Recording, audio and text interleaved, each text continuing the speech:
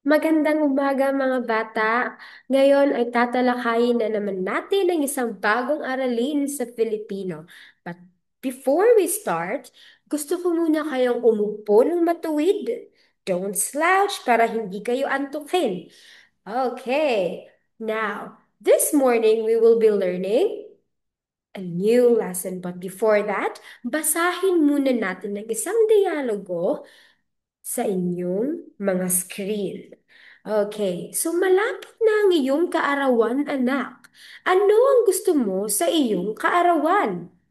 Gusto ko pong magtanim na lamang tayo ng mga puno sa kabundukan. Okay, ito ay isang dialogo ng isang ina at anak. Now, pansinin ang salitang nakasulat ng mariin sa usapan. Can you try to observe this word? Here you go. Iyong. Okay, can you try to say iyong? Okay, so ang salitang nakasulat ng mariin sa pangungusap ay isang halimbawa ng panghalip na paari. You heard me right? Panghalip na paari. Yan ang ating tatalakayin ngayong umaga. Okay, eyes on the screen. Meron tayong, oops, meron tayong anim na halimbawa ng panghalip na paari. But before that, let us first define ano nga ba ang panghalip na paari. Ang panghalip na paari ay mga salitang ginagamit bilang pamalit sa ngalan ng tao, hayop, bagay, o lugar upang ipakita ang pag-aari o pagmamay-ari. This is a word that we are going to replace from the name of a person, animal, thing, or even place. Now, let us try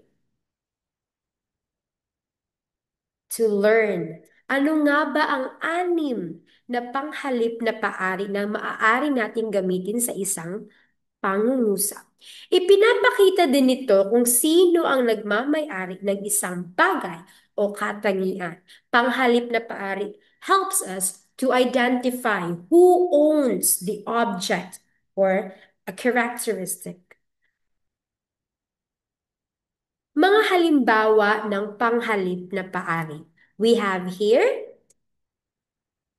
oops, the very first panghalip is akin. Can everybody say akin? Okay, ginagamit ito kapag ang nagsasalita ang nagmamay-ari. We are going to use the panghalip na paari akin if the person speaking is the owner. Okay? Again, gagamitin natin ang akin if the person who is talking is the owner. Example, let's put it in a sentence.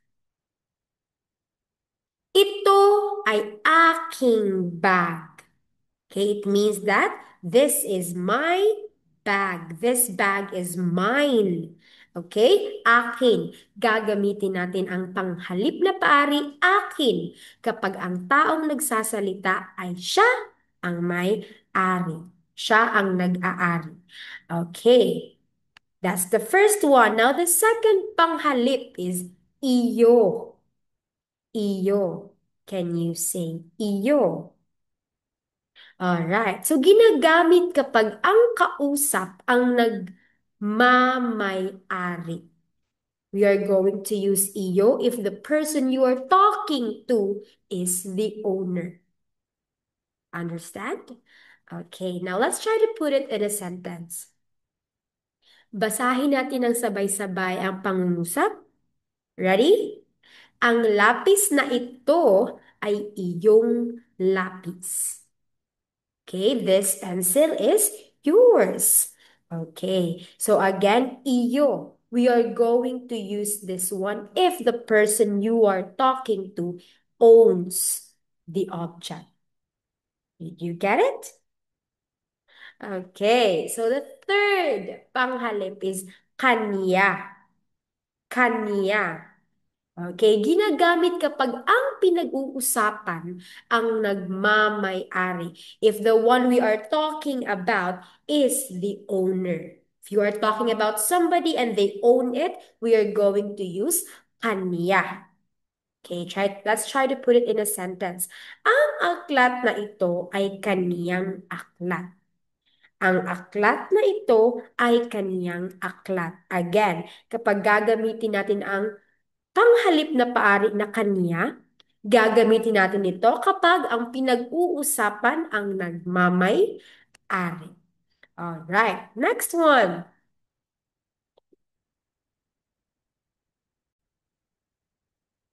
Okay, next one.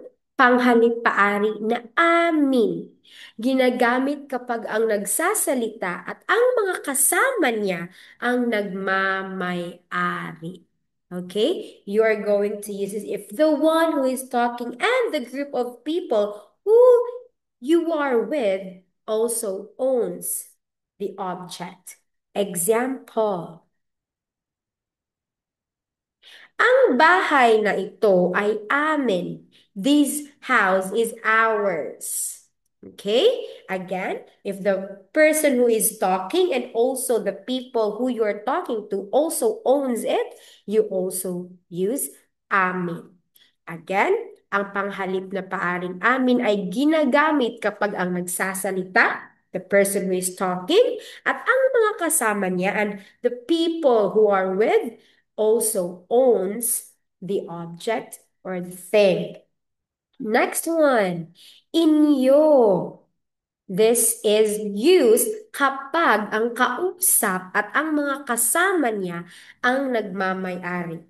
Okay, you're not included, but the person you're talking to and the people they are with owns it. You use inyo. Let's try to put it in a sentence. Ang mga laruan na ito ay inyo. Theirs. These toys are theirs. Okay? Again, we will going to use inyo kapag ang kausap at ang mga kasama niya ang nagmamay-ari. Okay, now, next one. This is the last panghalip paari. Kanila. Ginagamit kapag ang pinag-uusapan at ang mga kasama niya ang nagmamay-ari. Let's try to put this in a sentence. Ang aso na nasa labas ay kanila. Okay? We will be using kanila kapag ang pinag-uusapan at ang mga kasama ang nagmamay-ari, you use kanila. All right? So again, the different panghalip na paari that we can use and we can observe in a sentence are akin, iyo, kanya, amin, inyo, kanila. Again, can you repeat after me? What are the different panghalip na paari that we can use in a sentence? We have akin, iyo, kanya, amin, inyo, at kanila. Good job.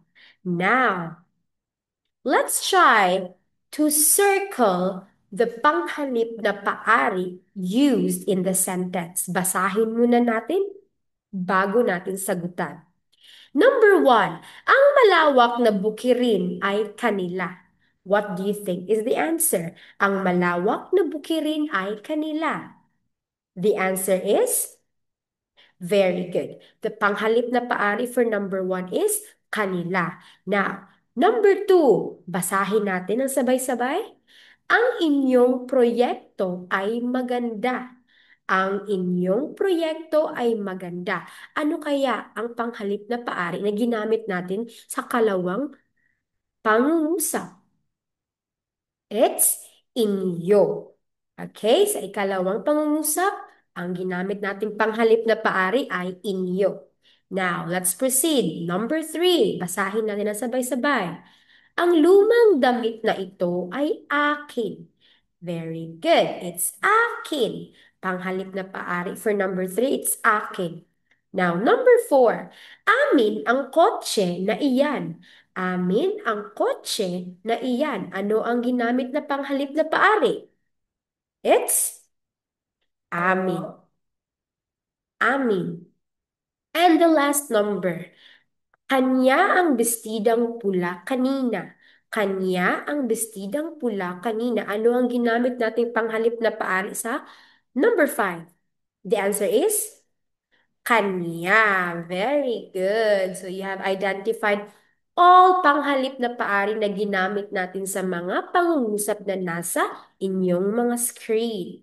Now, ngayon ay tapos na tayo sa ating discussion.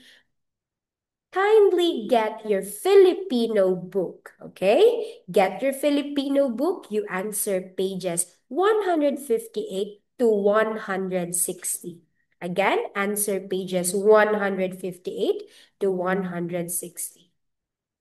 Maaari, maaari kayong magpatulong sa inyong mga magulang, but please make sure that you write it in the book, okay? It's your own handwriting. Okay, maraming salamat mga bata and I'll see you on our next one. God bless everybody. Bye!